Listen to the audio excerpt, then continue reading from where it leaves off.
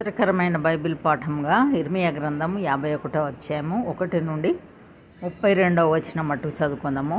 యెహోవా ఇలాగు సెలవిచ్చుచున్నాడు, ఇదిగో నేను బబులోను మీదికిని దానిలో కాపురము చేసి నాకు విరోధముగా లేచిన వారి మీదికిని ప్రచండమైన వాయువును రప్పించెదను.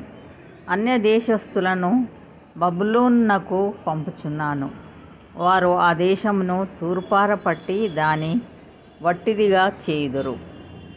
ఆపద్దినమున వారు నలుదిక్కుల నుండి దాని మీదికి వచ్చెదరు. విలుకాని మీదికి విలుకాడు విల్లు త్రొక్కవలెను. కవచము చేసుకుని వాని మీదికిని కవచము వేసుకొని వాని మీదికిని విల్లు త్రొక్కవలెను. కల్దీల దేశంలో జనులు హతులై పడునట్లును దాని వీధులలో వారు పొడవబడి కూలినట్లును యవనులను కుట్టక మానకుడి. దాని సర్వ సైన్యమును బొత్తిగా నిర్మూలం చేయుడి. తమ దేవుడును సైన్యములకు అధిపతియు నగు యెహోవా ఇశ్రాయేలు వారిని యూదా వారిని విసర్జింపలేదు. కానీ ఇశ్రాయేలు పరిశుద్ధ దేవునికి విరోధముగా తాము చేసిన అపరాధముతో వారి దేశము నిండి ఉన్నది. మీరు దాని దోషములలో పడి నశింపకుండునట్లు బబులోనులో నుండి పారిపోవుడి. మీ ప్రాణములు రక్షించుకొనుడి. ఇది యెహోవాకు ప్రతీకార కాలము. అది చేసిన క్రియలను బట్టి ఆయన దానికి ప్రతీకారం చేయుచున్నాడు.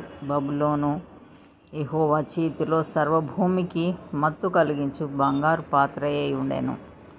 దాని చేతి మద్యమును అన్యజనులు త్రాగి మత్తిలి ఉన్నారు. బబులోను నిమిష మాత్రంలోనే కూలి తుత్తునియలాయను. దానిని చూచి అంగలార్చుడి. అది స్వస్థత నొందునేమో. దాని నొప్పి కొరకు గుగ్గిలము తీసుకొని రండి.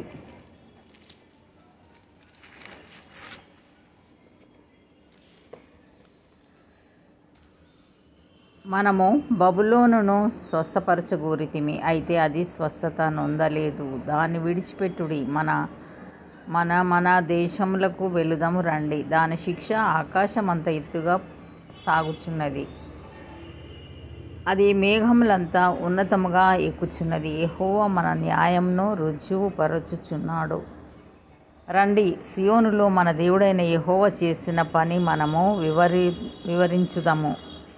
బాణములు చిలికివేయుడి, కేడెములు పట్టుకొనుడి. బబులోనును నశింపచేయుటకు యెహోవా ఆలోచించుచున్నాడు. మాదీయుల రాజుల మనస్సును దాని మీదికి రేపుచున్నాడు. ఇది యెహోవా చేయు ప్రతిదండన, తన మందిరమును గూర్చి ఆయన చేయు ప్రతిదండన.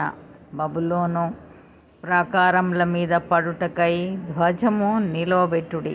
కావలి బలము చేయుడి. కావలి వారిని పెట్టుడి. మాటులను సిద్ధపరచుడి. బబులోను నివాసులను గూర్చి తాను సెలవిచ్చిన దానిని బట్టి యెహోవా తీర్మానం చేసిన పని తాను జరిగింపబోచున్నాడు. విస్తార జలముల యొద్ద నివసించుదానా, నిధుల సమృద్ధి గలదానా, నీ అంతము వచ్చినది. అన్యాయ లాభము నీకిక దొరకదు. గొంగలి పురుగులంత విస్తారముగా మనుషులతో నేను నిన్ను నింపినను శత్రువులు నీ మీద కేకలు వేయుదురు. నా జీవము తోడని సైన్యములకు అధిపతి అగు యెహోవా ప్రమాణం చేయుచున్నాడు. ఆయన తన బలము చేత భూమిని సృష్టించెను. తన జ్ఞానము చేత ప్రపంచమును స్థాపించెను. తన ప్రజ్ఞ చేత ఆకాశమును విశాలపరిచెను. ఆయన ఆజ్ఞ ఇయ్యగా జలరాశులు ఆకాశ మండలములో పుట్టును. భూమి అంత భాగములలో నుండి ఆయన ఆవిరి ఎక్కచేయును. వర్షము కలుగునట్లుగా ఆయన మెరుపులు పుట్టించును. తన ధనాగారములలో నుండి గాలిని రావించును. తెలివి లేక ప్రతి మనుషుడు పశుప్రాయుడు. పోతపోయు ప్రతివాడును తాను చేసిన విగ్రహమును బట్టి అవమానమొందును.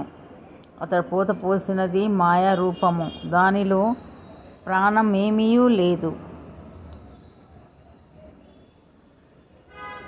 అవి ఆశను చెడగొట్టు మాయా కార్యములు. విమర్శ కాలంన అవి నశించిపోవును. యాకోబునకు స్వాస్థ్యమగువాడు వాటి వంటివాడు కాడు. ఆయన సమస్తమును నిర్మించువాడు.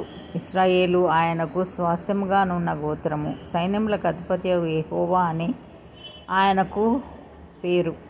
నీవు నాకు గండ్రగొడ్డలి వంటివాడవు, యుద్ధాయుధము వంటివాడవు. నీ వలన నేను జనములను విరగగొట్టుచున్నాను, నీ వలన రాజ్యములను విరగగొట్టుచున్నాను, నీ వలన గుర్రములను రౌతులను విరగగొట్టుచున్నాను, నీ వలన రథములను వాటినెక్కిన వారిని విరగగొట్టుచున్నాను, నీ వలన స్త్రీలను పురుషులను విరగగొట్టుచున్నాను, నీ వలన ముసలివారిని బాలురను విరగగొట్టుచున్నాను, నీ వలన యవనులను కన్యకలను విరగగొట్టుచున్నాను, నీ వలన గొర్రెల కాపరులను వారి గొర్రెల మందలను విరగగొట్టుచున్నాను, నీ వలన దున్నువారిని వారి దుక్కిటెద్దులను విరగగొట్టుచున్నాను, నీ వలన ఏలికలను అధిపతులను విరగగొట్టుచున్నాను. బబులోనును కల్దీల దేశ నివాసులను మీ కన్నుల ఎదుట సీయోనులో చేసిన కీడంతటికి నేను వారికి ప్రతీకారం చేయుచున్నాను. ఇదే యెహోవా వాక్కు. సర్వభూమిని నశింపచేయు నాశన పర్వతమా, నేను నీకు విరోధిని. ఇదే యెహోవా వాక్కు. నేను నీ మీదికి నా చేయి చాపి శిలలపై నుండి నిన్ను క్రిందికి దొరలించుదును. చిచ్చుపెట్టిన కొండ వలె ఉండచేయుదును. మూలకు గాని పునాదికి గాని నీలో నుండి ఎవరునూ రాళ్ళు తీసుకొనరు. నీవు చిరకాలం పాడయుందువు. ఇదే యెహోవా వాక్కు.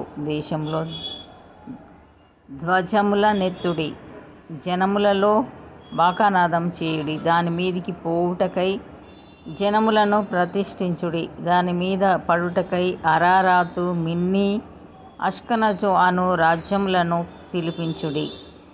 దాని మీదికి జనులను నడిపించుటకై సేనాధిపతిని నియమించుడి. రోమము గల గొంగళి పురుగులంత విస్తారముగా గుర్రములను దాని మీదికి రప్పించుడి. దాని మీదికి పోవుటకై మాదీయుల రాజులను, వారి అధిపతులను, వారి ఏలికలను అతడు ఏలుచుండు సర్వ దేశమును జనులనందరినీ ప్రతిష్ఠించుడి. భూమి కంపించుచున్నది, నొప్పి చేత అది గిజగిజలాడుచున్నది. ఒక్క నివాసియు లేకుండా బబులోను దేశమును పాడుగా చేయవలెనని బబులోనును గూర్చిన యెహోవా ఉద్దేశము స్థిరమాయెను. బబులోను పరాక్రమవంతులు యుద్ధము చేయక మానుదురు. వారు తమ కోటలలో నిలుచుచున్నారు. వారి పరాక్రమము బలహీనత ఆయెను. వారును స్త్రీల వంటి వారైరి. వారి నివాస స్థలములు కాల్చబడుచున్నవి. వారి అడ్డగడియలు విరిగిపోయెను. అతని పట్టణమంతయు పట్టబడును. కోనేటి దూలములను జమ్మును అగ్నిచేత కాల్చబడును. దాని యోధులు దిగులు పడిరి అని బంట్రౌతు వెంబడి బంట్రౌతును దూత వెంబడి దూతయు పరిగెత్తుచు బబులోను రాజునకు తెలియచేతురు.